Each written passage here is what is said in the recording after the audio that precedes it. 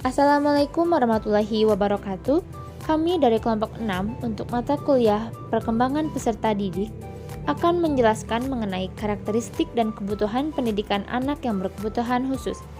Adapun kelompok 6 yang beranggotakan Asrel Sekar Maharani, Anissa Indah Puspita, Akbar Ghazali, Dien Daullah Haq, Dewi Mahmudah, dan Dini Andini.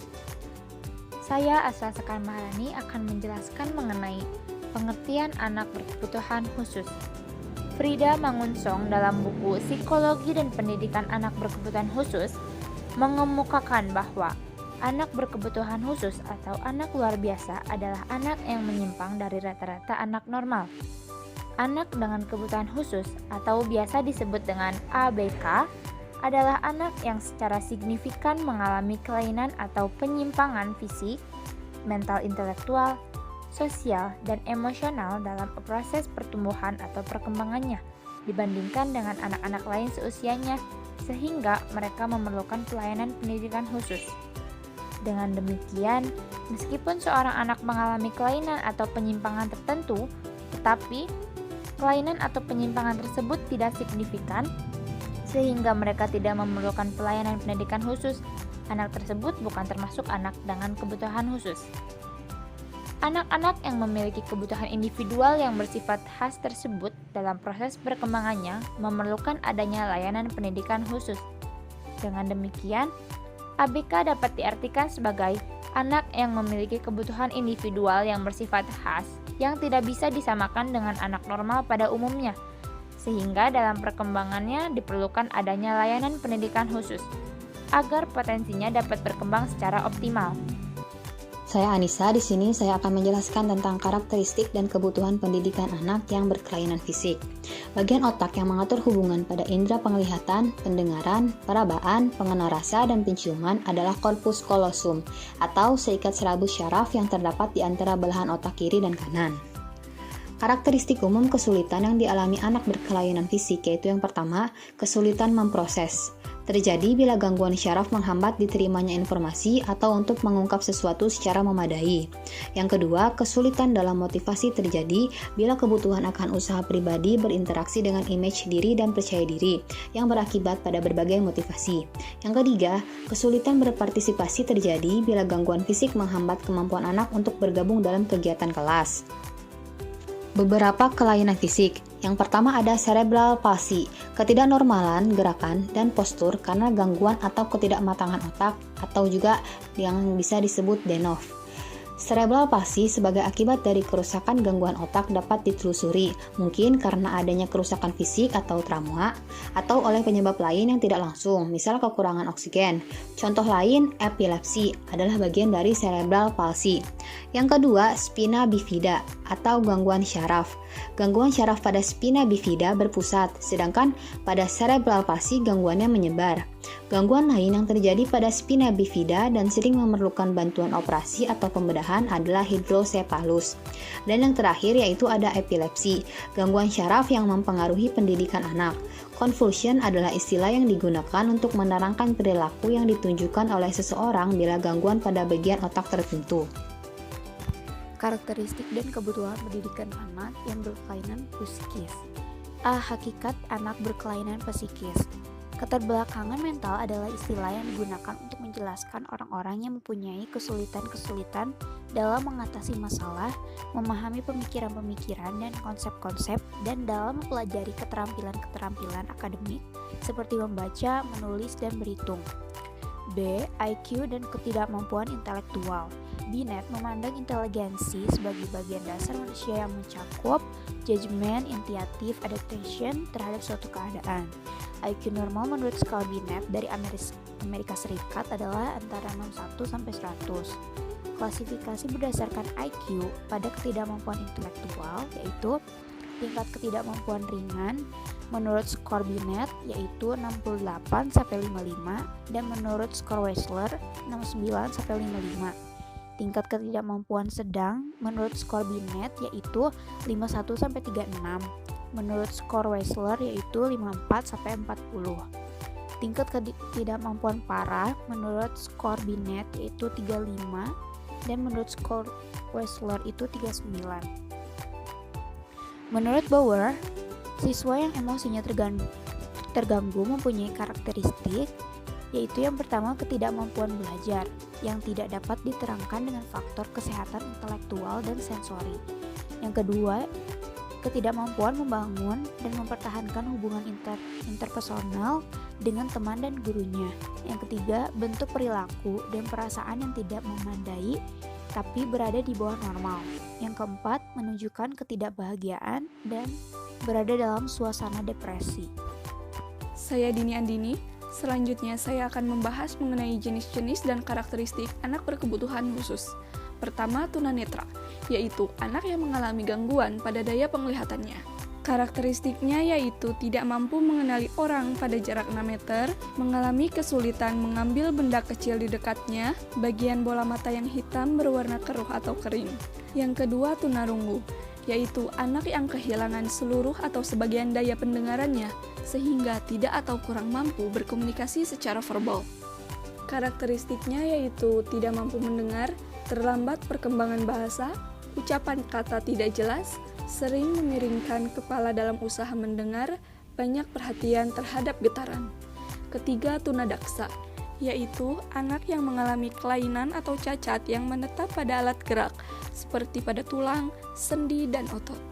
Karakteristiknya yaitu anggota gerak tubuh kaku atau lemah atau lumpuh, kesulitan dalam gerakan, terdapat bagian anggota gerak yang tidak lengkap, atau tidak sempurna, atau lebih kecil dari biasa. Yang keempat, berbakat, yaitu anak yang memiliki potensi kecerdasan atau inteligensi, kreativitas, dan tanggung jawab terhadap tugas di atas anak-anak seusianya. Karakteristiknya yaitu memiliki kemampuan dan kecerdasan luar biasa seperti membaca lebih cepat dan lebih banyak, memiliki perbendaharaan kata yang luas, mempunyai rasa ingin tahu yang kuat, mempunyai inisiatif, dan dapat bekerja sendiri. Yang kelima yaitu tunagrahita atau retardasi mental, yaitu anak yang secara nyata mengalami hambatan dan keterbelakangan perkembangan mental jauh di bawah rata-rata sedemikian rupa, sehingga mengalami kesulitan dalam tugas-tugas akademik, komunikasi maupun sosial, dan karenanya memerlukan layanan pendidikan yang khusus. Karakteristiknya yaitu penampilan fisik tidak seimbang, misalnya kepala terlalu kecil atau besar, tidak dapat mengurus diri sendiri sesuai usia, perkembangan bicara atau bahasa terlambat. Yang keenam, anak yang mengalami kesulitan belajar spesifik, yaitu anak yang secara nyata mengalami kesulitan dalam tugas-tugas akademik khusus. 7. Lamban belajar atau slow learner. Slow learner adalah anak yang memiliki potensi intelektual sedikit di bawah normal, tetapi belum termasuk tunagrahita. Karakteristik dari anak yang lamban belajar adalah rata-rata prestasi belajarnya selalu rendah, kurang dari 6. Dalam menyelesaikan tugas-tugas akademiknya sering terlambat dibandingkan teman-teman seusianya. Daya tangkap terhadap pelajaran lambat dan pernah tidak naik kelas. 8. Gangguan bicara dan bahasa. Gangguan bicara dan bahasa adalah masalah dalam mengucapkan bunyi dengan benar, gangguan artikulasi, gangguan menghasilkan suara-suara yang serak, parau, terlalu keras atau rendah. Gangguan suara juga biasa disebut gagap. 9. Autism Spectrum Disorder.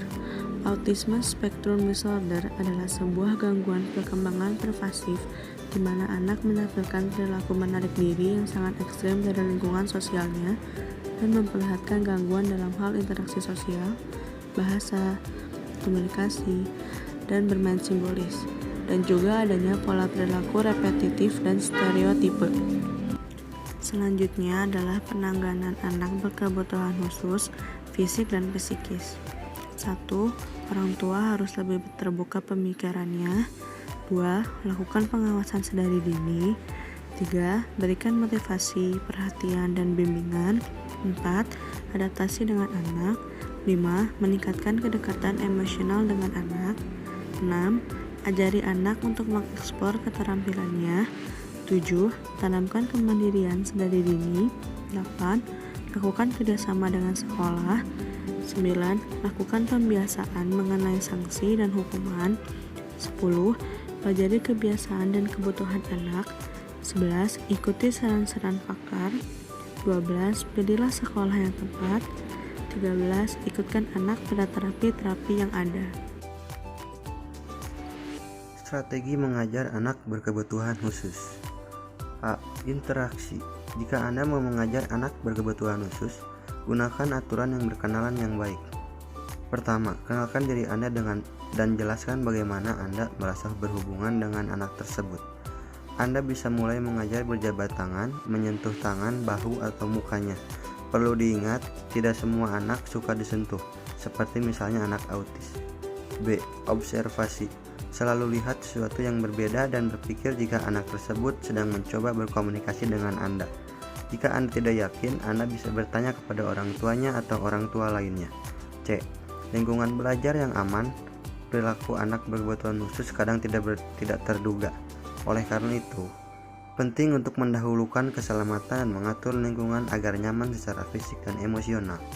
D. Lebih fleksibel. Mengajar anak berkebutuhan khusus harus menggunakan metode yang beragam untuk membuat anak mengerti dan menguasai kemampuan baru. E. Harus konsisten. Jika terdapat peraturan di sebuah kelompok, maka aturan tersebut harus diaplikasikan secara konsisten kepada semua orang. Misalnya, jika Anda memiliki tujuan dan jadwal belajar, maka semua orang di dalam kelompok harus mengikuti hal tersebut. Bedanya, anak berkebutuhan khusus memerlukan dukungan ekstra atau guru pendamping yang duduk bersamanya. F. Gunakan isyarat visual, auditori, atau taktil. Memiliki isyarat yang tepat pada sebuah lingkungan dapat berdampak positif pada anak berkebutuhan khusus. Anda bisa menggunakan kartu yang berisi tulisan instruksi sederhana untuk menolong anak mengingat aturan perilaku yang baik. Jika anak Anda tidak bisa membaca, maka gunakan gambar. Sedangkan isyarat taktil bisa dilakukan dengan menyentuh bahu dengan lembut atau menawarkan selimut dan kain lembut. Lainnya adalah cara yang mudah untuk menarik perhatian seseorang. Anda tidak perlu mendorong atau menarik keras anak. G. Menjadi pengajar yang positif. Perilaku positif adalah kualitas paling penting yang harus dimiliki oleh orang-orang yang memiliki anak berkebutuhan khusus.